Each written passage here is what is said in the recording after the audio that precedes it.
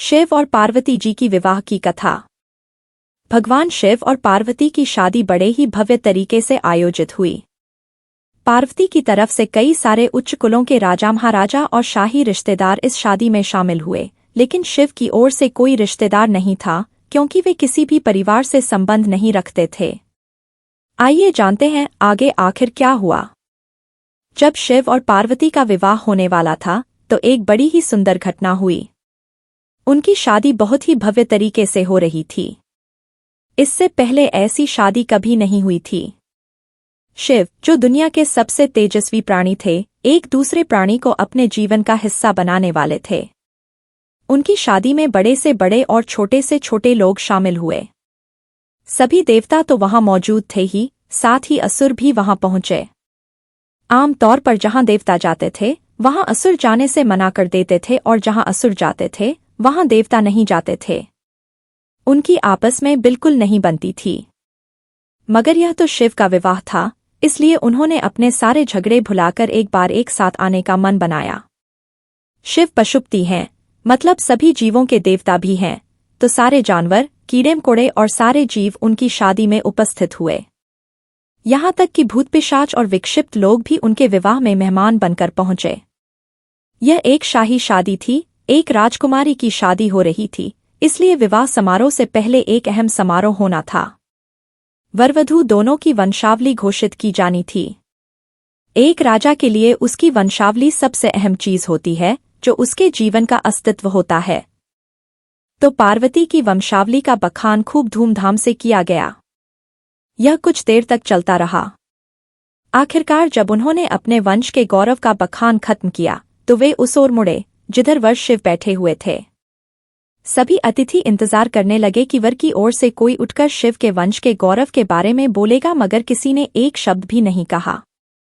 वधू का परिवार ताज्जुब करने लगा, क्या उसके खानदान में कोई ऐसा नहीं है जो खड़े होकर उसके वंश की महानता के बारे में बता सके? मगर वाकई कोई नहीं था। वर के माता पिता, रिश्तेदार या परिवार से कोई वहां नहीं आया था क्योंकि उसके परिवार में कोई था ही नहीं। वह सिर्फ अपने साथियों, गणों के साथ आया था जो विकृत जीवों की तरह दिखते थे। वे इंसानी भाषा तक नहीं बोल पाते थे और अजीब सी बेसुरी आवाजें निकालते थे। वे सभी नशे में चूर और विचित्र अवस्थाओं में लग रहे थे। फिर पार्वती के पिता पर्वतराज ने शिव से अनुरोध किया, कृपया अपने वंश के बारे में कुछ बताइए। शिव कहीं शून्य में देखते हुए चुपचाप बैठे रहे। वह न तो दुल्हन की ओर देख रहे थे, न ही शादी को लेकर उनमें कोई उत्साह नजर आ रहा था। वह बस अपने गणों से घिरे हुए बैठे रहे और शून्य में घूरते रहे। वधू पक्ष के लोग बार बार उनसे यह सवाल पूछते रहे क्योंकि कोई भी अपनी बेटी की शादी ऐसे आदमी से नहीं करना चाहेगा जिसके वंश का अतापता न हो। उन्हें जल्दी थी क्योंकि शादी के लिए शुभ मुहूर्त तेजी से निकला जा रहा था।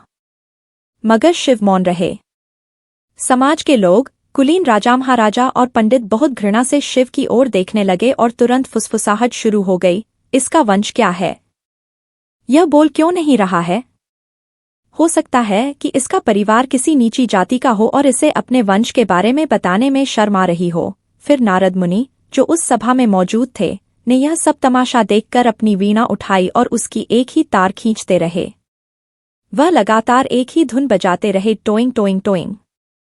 इससे खींचकर पार्वती के पिता पर्वतराज अपना आपा खो बैठे। यह क्या बकवास है? हम वर की वंशावली के बारे में सुनना चाहते हैं, मगर वह कुछ बोल नहीं रहा। क्या मैं अपनी बेटी की शादी ऐसे आदमी से कर दूं? और आप यह खिंचाने वाला शोर क्यों कर रहे हैं? क्या यह कोई जवाब है? नारद ने जवाब दिया, वर के माता पिता नहीं हैं। राजा ने पूछा, क्या आप यह कहना चाहते हैं कि वह अपने माता पिता के बारे में नहीं जानता? नहीं, इनके माता पिता ही नहीं हैं। इनकी कोई विरासत नहीं है। इनका कोई गोत्र नहीं है। इसके पास कुछ नहीं है। इनके पास अपने खुद के अलावा कुछ नहीं है। पूरी सभा चकरा गई। पर्वतराज ने कहा, हम ऐसे लोगों को जानते हैं जो अपने पिता या माता के बारे में नहीं जानते। ऐसी दुर्भाग्यपूर्ण स्थिति हो सकती है, मगर हर कोई किसी न किसी से जन्मा है। ऐसा कैसे हो सकता है कि किसी का कोई पिता या माँ ही न हो? नारद ने जवाब दिया, क्योंकि यह स्वयंभू हैं। इन्होंने खुद की रचना की है। इनके न तो पिता हैं न माता। इनका न कोई वंश है न परिवार। यह किसी परंपरा से ताल्लुक नहीं रखते और न ही इनके पास कोई राज्य है। इनका न तो कोई गोत्र है और न कोई नक्षत्र, न कोई भाग्यशाली तारा इनकी रक्षा करता है। यह इन सब चीजों से परे हैं। यह एक योगी हैं और इन्होंने सारे अस्तित्व को अपना एक हिस्सा बना लिया है। इनके लिए सिर्फ एक वंश है, ध्वनि। आदि शून्य प्रकृति ने जब अस्तित्व में आई तो अस्तित्व में आने वाली पहली चीज थी ध्वनि। इनकी पहली अभिव्यक्ति एक ध्वनि के रूप में है। ये सबसे पहले एक ध्वनि के रूप में प्रकट हुए। उसके पहले ये कुछ नहीं थे। यही वजह है कि मैं यह तार खींच रहा हूं।